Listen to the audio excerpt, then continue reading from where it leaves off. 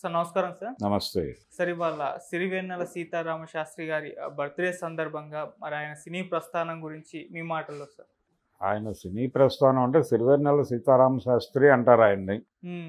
ఒక ఫ్యాక్టరీ లాగా పాటలు రాస్తాడు ఆయన అని నాగిరెడ్డి గారు కామెంట్ చేశాడు. విజయ గార్డెన్స్లో ఒక చెట్టు కింద కూర్చుని ఒక ఫ్యాక్టరీ లాగా పాటలు పుట్టిస్తున్నాడు ఇతను అని విజయ ప్రొడక్షన్స్ నాగిరెడ్డి గారు ఇచ్చిన కితాబు వేటూరి సుందరమూర్తి. ఆత్రేయ గారు కలర్ వేయటం మానేశాడు 70 తర్వాత తలకి. ఏమిటి మీరు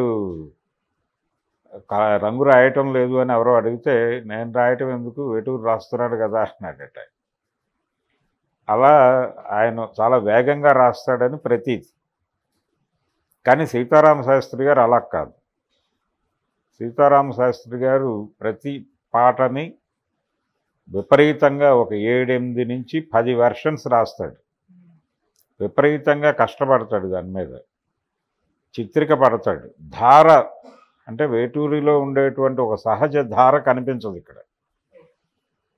కసరత్తు చేసి పాటని నిర్మిస్తాడు ఆయన. పాట నిర్మించటమే అనాలి దాన్ని. అట్లా నిర్మించినవే ఆయన పాటలన్నీ కూడా. ఆయన్ని రామ్ గోపాల్ వర్మ అంటే వేటూరి సుందరమూర్తి గారు ఒక ధార ధోరణిగా నడిచేది ఆయన.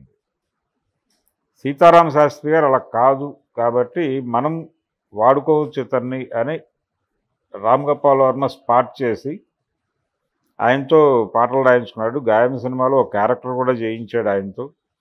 సీతారామ శాస్త్రి గారిలో ఉన్నటువంటి ఇంకొక లక్షణం ఏంటంటే ఆయన డైరెక్టర్ చెప్పిన తర్వాత తను ఒక ట్యూన్ కూడా అనుకుంటాడు.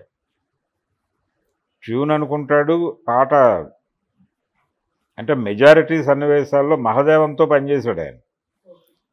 కేవీ మహదేవన్ అంటే ఆయన ప్రారంభం సిరివెన్నెల సినిమా, దానికి మహదేవన్ గారు సంగీత దర్శకుడు. అంతకుముందు ఆయన చేసినటువంటి స్వాతిముత్యం సినిమాకి ఇళయరాజా మ్యూజిక్ డైరెక్టరు. మళ్ళీ అంతకుముందు మహదేవనే, జనని జన్మభూమికి మహదేవనే. అందుకని మహదేవన్ పాదులో నుంచి వచ్చిన కవి ఈయన. మహదేవన్ గారి ధోరణి ఏంటంటే ట్యూన్ ఇవ్వడు ఆయన. నువ్వు ముందు ఏం రాయదలుచుకున్నావో అది రాయి, దాన్ని ఎలా ట్యూన్ కట్టాలో నేను చూస్తాను అనే ధోరణిలో ఉండేవాడు ఆయన ఎవరినైనా సరే. ఇళయరాజా గారి ధోరణి ఏంటంటే ఆయన ట్యూన్ ఇచ్చేసి ఈ ట్యూన్కి పాట రాయమంటాడు. అది ఆయన ధోరణి. మహదేవన్, ఎంఎస్ విశ్వనాథన్ వీళ్ళు అలా కాదు. పాట ముందు సాహిత్యమే ముందు, ఆ సాహిత్యాన్ని ఎలా ట్యూన్ చేయాలనేది మనం పడాల్సిన గొడవ అనేది వాళ్ళ పద్ధతి.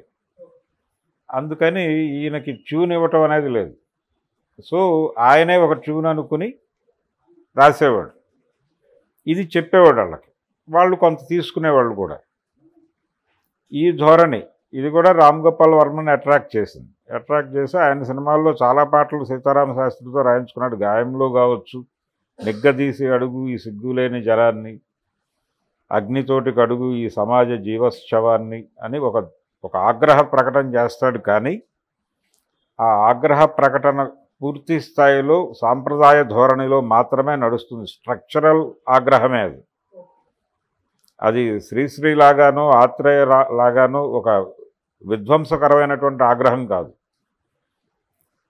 చాలా సిస్టమేటిక్గా ఒక స్ట్రక్చరల్గా విమర్శ చేస్తాడు ఆయన. ఆయన ఆయన అగ్రెసివ్గా రాసిన అన్ని పాటల్లోనూ ఆ ధోరణి కనిపిస్తుంది సీతారామ శాస్త్రి. ఇదే వేటూరి సుందరమూర్తి అయితే ఇంకొంచెం చొరవ చేస్తాడు. ఈయన చొరవ చేయడు. ఈయనకి రాష్ట్రీయ స్వయం సేవక్ సంఘ్ తాలూకా పరిమితులు ఉన్నాయి. భారతీయత అనేటువంటి ఒక కాన్సెప్ట్ ఉంది ఆయనకి.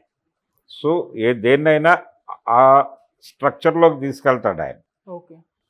అట్లా రామ్ గోపాల్ వర్మ గారికి గోవిందా గోవిందాలో కూడా పాట పెద్ద హిట్ సాంగ్ రాసిచ్చాడు కదా శ్రీదేవి మీద. అమ్మ బ్రహ్మదేవుడు పంప ముంచినావురో పాట ఆయన రాసింది.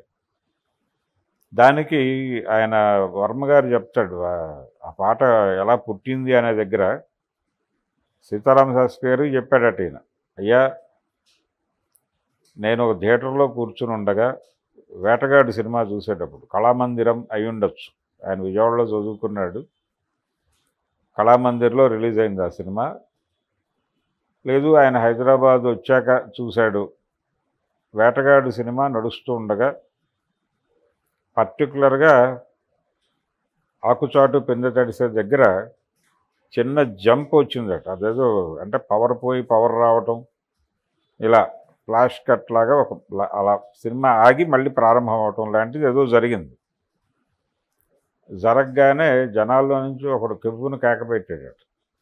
అసలు ఎలా పుట్టించాడు దీన్ని, ఎలా ఉంది అని. శ్రీదేవి గురించి చాలా అగ్రెసివ్గా జనం థియేటర్ అంతా గగ్గోలు పెట్టే లెవెల్లో అరిచేటవాడు.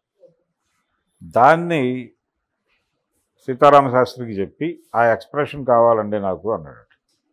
అందుకని ఈయన దాన్నే లీడ్ తీసుకుని అమ్మ బ్రహ్మదేవుడు కొంప ముంచిన ఊరు ఎంత గొప్ప సొగసురో అని ఆ ధోరణిలో రాశాడు ఆ పాటని. ఇలా పాటల మీద విపరీతమైన కసరత్తు చేసేవాడు ఆయన. అలాగే కళ్ళు సినిమాలో ఒక మంచి పాట రాశాడు ఆయన. ఎంవి రఘు డైరెక్ట్ చేసిన సినిమా అది. కెమెరామెన్ తను. గొల్లపూడి మారుతిరావు గారి నాటకం, దాన్ని సినిమా తీశాడు. అందులో తెల్లారింది లెగండు కుక్కరోక్కు అని ఒక పాట ఉంటుంది. బాలసుబ్రహ్మణ్యం గారు మ్యూజిక్ డైరెక్టర్ ఆ సినిమాకి. అందులో చావు లాంటి రాత్రి ఊరు దాటిపోయింది, భయం లేదు భయం లేదు అని నడుస్తుంది పాట అంతా. అది తనే ఒక ట్యూన్ అనుకుని రాసుకొచ్చాడు ఆయన. రాసుకొచ్చి ఇలా ఉంటే బాగుంటుందని బాలసుబ్రహ్మణ్యానికి వినిపించాడు. బాలసుబ్రహ్మణ్యం గారు ఏం చేశాడంటే, దీన్ని కొత్తగా నేను ఇంకో ట్యూన్ చేయటము, ఎవరితోనో పాడించటం, ఈ గొడవంతా వద్దు, మీరు ఎలా అనుకుని రాశారో అలాగే మీరే పాడండి, నేను రికార్డ్ చేస్తాను అన్నాడు ఆయన. అలా సీతారామ శాస్త్రి గాయకుడు అయ్యాడు ఆ సినిమాలో. గాయకుడే తెల్లారింది లెగండు అనే పాట ఆయనే పాడాడు. సినిమాలో అది మాంటేజ్ సాంగ్గా వస్తుంది కళ్ళు సినిమాలో. అందులో అంటే అందులోనే ఇంకొక బిట్ ఒకటి చాలా బాగా రాశాడు ఆయన. చీకటోళ్ల లోకంలో కొత్త పొద్దు పొడుపురా అని. ఆ చీకటోళ్ళు అనే పదం అంతకు ముందు కూడా వాడారు చాలామంది. చీకటోళ్ళు అని గుడ్డివాళ్ల గురించి ఆ పదం తీసుకోవటం అనేది సీతారామ శాస్త్రి గారి అంటే ఆయన చదివినతనాన్ని తెలియజేస్తుంది అది. ఇలా చాలా కష్టపడి పాటలు రాశాడు ఆయన. ఏ పాట కూడా అలా ఈజీగా ఇచ్చేసిన పాటలు కాదు ఆయన. ప్రతి పాటకి కనీసం 10 వెర్షన్స్ రాసి రకరకాల కరెక్షన్స్ చేసి ఇచ్చేవాడు. అదొక ధోరణిలో నడిచేది ఆయనది. కానీ ఆయన సామాజిక దృష్టికోణం మాత్రం సాంప్రదాయమే. రాష్ట్రీయ స్వయం సేవక్ సంఘ్ తాలూకా కళ్ళజోడు ఆయన చివరి వరకు తీయలేదు, అలాగే ఉంది అది. అదే కళ్ళజోడుతో ఆయన ప్రపంచాన్ని దర్శించాడు. స్మోకింగ్ చేసేవాడు ఆయన విస్తృతంగా. ఏది చేసినప్పటికీ ఆ ధోరణిలో ఉండేవాడు, ఆ సాంప్రదాయ ధోరణిలో ఉండేవాడు. ఆ సాంప్రదాయ ధోరణితోనే నిలబడ్డాడు చివరి వరకు. కొంచెం పదగాంభీర్యం ఉండేది ఆయన రచనల్లో. అలాగే వంశీ కూడా ఆయనతో పాటలు రాయించుకున్నాడు. క్రియేటివ్ డైరెక్టర్ వంశీ కూడా, అంటే భారతీరాజా గారి శిష్యుడు కదా ఆయన కూడా రాయించుకున్నాడు. అయితే భారతీరాజా గారు సీతాకోక చిలక సినిమాల్లో వేటూరితోనే రాయించుకున్నాడు. అలా సీతారామ శాస్త్రితో ట్రావెల్ అయినటువంటి డైరెక్టర్లు అందరూ అంటే ఇతని మీద వారికి ఉన్నటువంటి ఇష్టం ఏంటంటే, ఇతను టోటల్గా కమిటెడ్గా నిలబడి అసలు ఏమిటి గొడవ, సందర్భం ఏమిటి, సన్నివేశం ఏమిటి అనేది తను ఆకళింపు చేసుకొని తనదైనటువంటి ధోరణిలో ఒక కసరత్తు చేసి పాట రాస్తాడు. కష్టపడి పాట రాస్తాడు కాబట్టి బాధ్యతగా ఉంటుంది కంటెంటు అనే ఉద్దేశంతోనే వీళ్ళందరూ ఆయనతో రాయించుకునేవాళ్ళు. ఇలా ఆయన చాలా మంచి పాటలు రాశాడు. అంటే వేటూరి తర్వాత సీతారామ శాస్త్రే అనేటువంటి పరిస్థితి వచ్చింది. పర్టికులర్గా ఆ సినిమా సిరివెన్నెల కాదు, జననీ జన్మభూమి నుంచి విశ్వనాథ్ గారు ఈయన వదిలిపెట్టేసిన తర్వాత ఆయన తీసిన సినిమాలన్నిటికీ దాదాపుగా సీతారామ శాస్త్రి గారే రైటరు.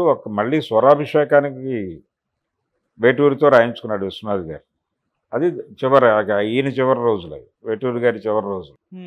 ఇలా ఆయన సీతారామ శాస్త్రి సినిమా ప్రయాణం చాలా సక్సెస్ఫుల్గా నడిచింది. ఆయన ఎక్కడా కూడా అసభ్య పదజాలం వాడినటువంటి కవి కాదు అని అనిపించుకున్నాడు. సాంప్రదాయపు కోణం ఉండేది ఈయన పాటల్లో అనేది ఆయన మీద ఉన్నటువంటి ఒక ప్రత్యేకమైన స్టాంపు. ఆ తరహా పాటల కోసమే ఆయన అప్రోచ్ అయ్యేవాళ్ళు. ఆయన కూడా ఆ ధోరణిలోకి వెళ్ళి, అంటే డైరెక్టర్కి ఏం కావాలి అనేది తెలుసుకుని దాన్ని తన పరిధిలోకి తీసుకెళ్ళి రాసి ఇచ్చేవాడు. ఇలా ఆయన ఆ మేరకు తెలుగు సినిమా పాటకి సంబంధించి, సాహిత్యానికి సంబంధించినటువంటి ఒక అవసరాన్ని తీర్చే కవిగా అయితే ఆయన చాలా పెద్ద స్థాయికి వెళ్ళాడు. వందలాది పాటలు రాశాడు. ఆయన పాటలన్నీ సంపుటాలుగా వచ్చాయి. నిన్న మొన్న ఆయన జయంతి సభ కూడా జరిపారు ఆయన మిత్రులు. ఆ వాల్యూమ్స్ వచ్చినాయి, ఆయన పాటల వాల్యూమ్స్ మార్కెట్లో ఉన్నాయి, ఇప్పుడు అవైలబుల్, ఎవరైనా కొనుక్కోవచ్చు. ఇది టోటల్గా సిరివెన్నెల సీతారామ శాస్త్రి అని అంటారు, కానీ జననీ జన్మభూమి సీతారామ శాస్త్రి అనాలి ఆయన్ని. ఓకే. ఆయన సినిమా ప్రయాణం. Thank you so much. Thank you.